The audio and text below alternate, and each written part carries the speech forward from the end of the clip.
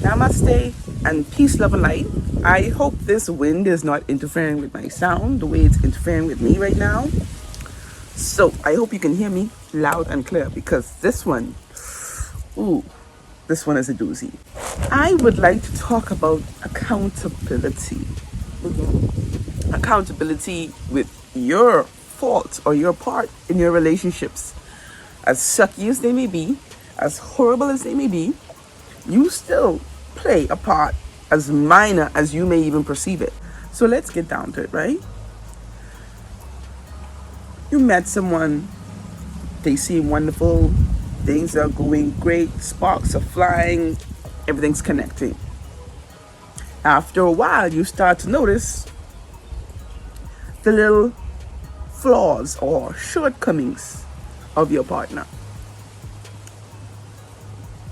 Some time has passed. You're like, you know what? I'm not going to be, that person to be like, oh, one thing and you're out. I'm done. I'm going to try to be understanding. I'm going to try to be, open and give and take. The 40-20 or 80-20 rule thing. If your partner shows more positive qualities than negative, what's the problem? Give and take. You can work on those things, right? Right?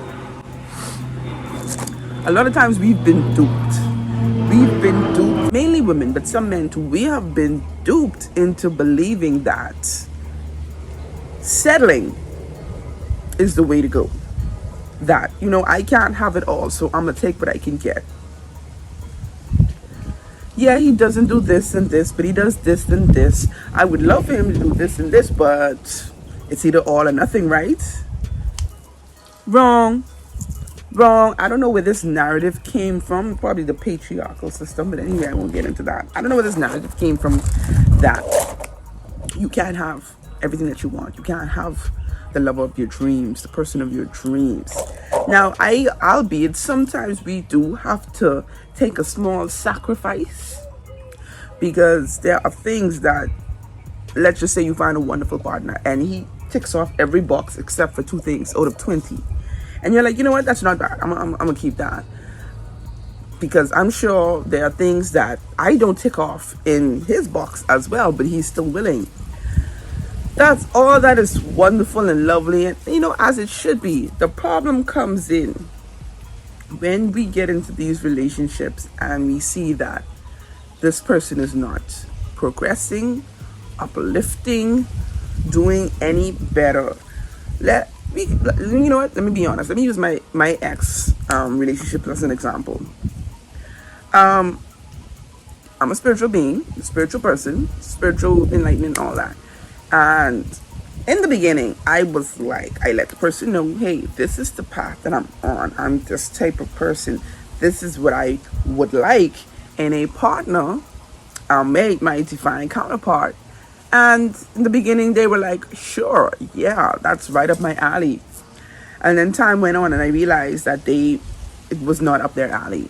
They had no intentions of even trying to be the person that I would like. Even though, like I said, I've discussed this because there are certain things in being spiritual that I would like for my partner to be a part of. It's kind of hard to be a divinely enlightened person and have a normal person as your partner, if you know what I mean. It's gonna clash. Sometimes it works wonderful together, but for the most part, it clashes. It does clash. And at some point, I started to realize, like, yeah, this person isn't going to. But instead of me having the conversation and being like, you know what, I appreciate the time that we had, the time that we spent, but this isn't working anymore. No, I decide to torture myself and low-key torture that person too by trying to make them be what I want them to be, even though they agreed to it prior. And I had to look and realize my own fault in this situation. Because this person has no interest in this. Yes, you might have lied and told me that you did have interest, but at the end of the day, this person has no interest in these things. And here I am trying to force it down your throat, force you to be optimistic and speak life into yourself and all of that. Things that they are, honestly, they're almost like a complete opposite of me when it comes to positivity and personality, right? And I end up getting frustrated. I end up stressed. I end up being depleted and drained. And sometimes these people do be energy vampires as well. They see your light.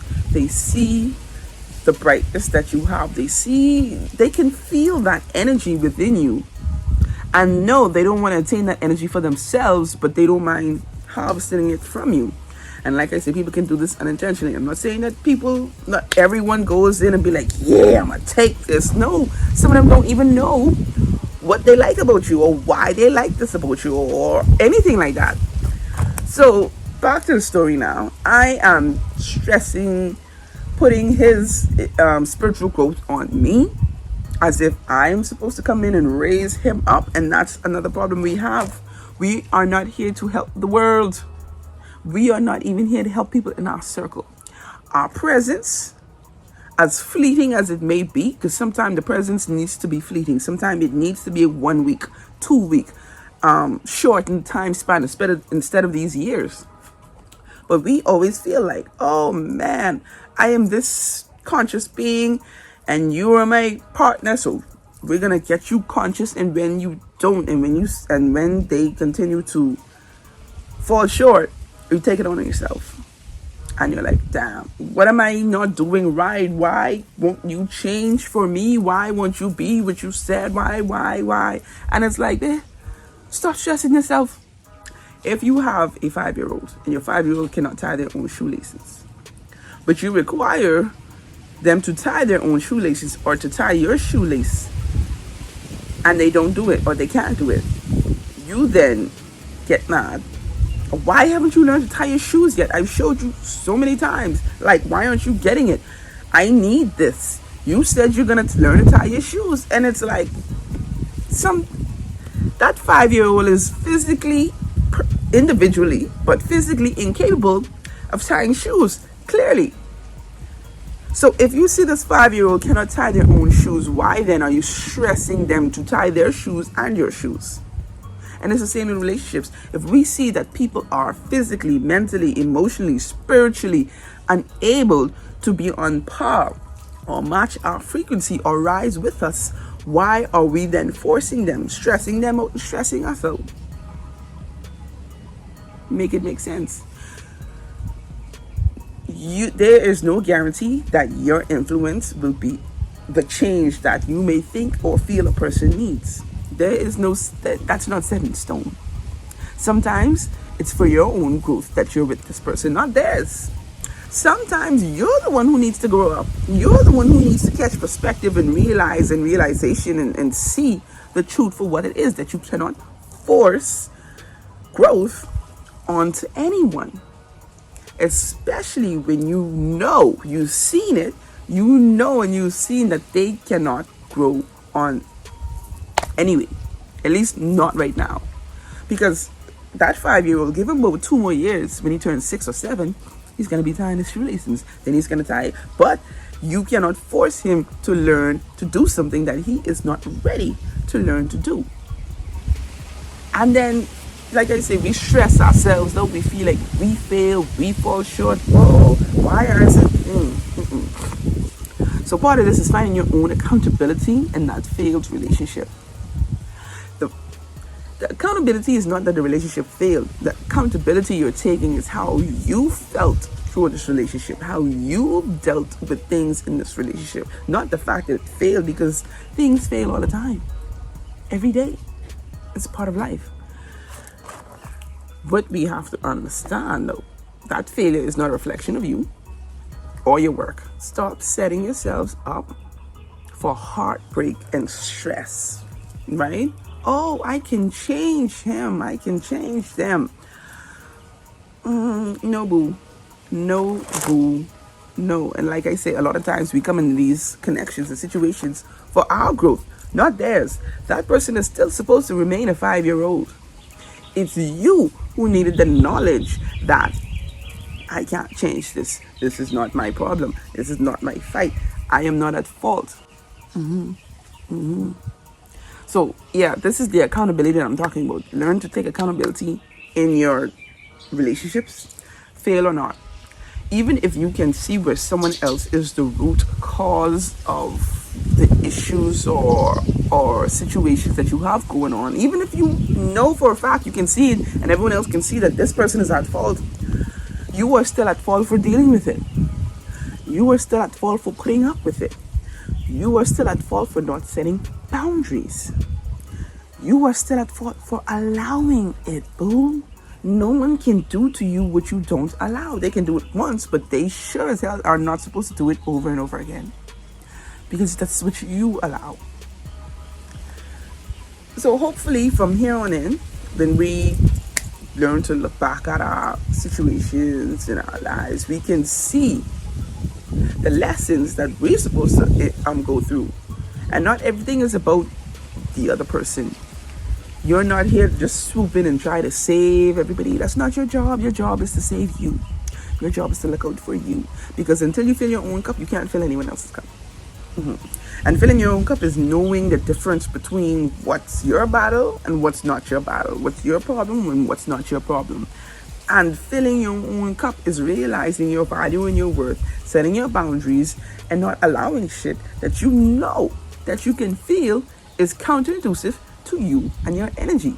Because guess what? When these people do these things, we feel that. We know it, my intuitive people, because if you're watching this video, you're part of the collective. All of my spiritual videos, those who watch it, I know you're part of the collective. So at the end of the day, see it for what it is. Like I said, own your part. You know what? Yeah, this person treated me like shit. Why did you stay? I don't know, because I love them so much and I thought they would change. No, I stayed because I wanted what I wanted, even though that's not what they wanted. I wanted them to be this, to be like that, to be like that. They didn't want that. Yeah, they said it, but they didn't. I've seen through life, throughout the relationship, that that's not what they want. Why am I mad at them? Why am I mad at them? Like I said, it's like a 5-year-old. If a 5-year-old does not know any better, do you still get mad at the 5-year-old? When babies cry because they cannot talk, so they cannot express themselves to us to let us know what they need. I mean, some people do, some retarded people do get frustrated, but it's like, you understand, like, okay, you can't talk, so I gotta give you the benefit of the doubt. So the same thing. It's the same thing. If you see that your partner is not on that level, and you will know, it doesn't take long for you to figure it out and realize you're intuitive. You know this, bitch. You know this. When you see that, go within and be like, okay, what's my lesson here? I'm with this person and this is not what I want. Why am I here? What is the lesson? Because there has to be a lesson. Because clearly this is not our divine union. This is not the one you're going to ride off into the sunset with, clearly. So where's the lesson? What's the lesson? Instead of thinking about the lessons that we need to learn and focusing on that, we focus on the person and trying to get them to where we want them to be. That's insane. And like I said, I'm guilty of it. I'm guilty of it. Well, I was guilty of it. Let me put it like that. So, yeah, a person is how that person is. They are who they are.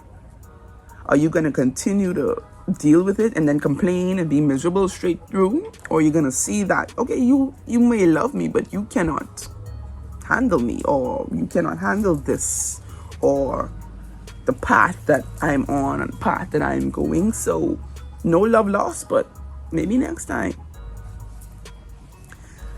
That's not a failure on you. How?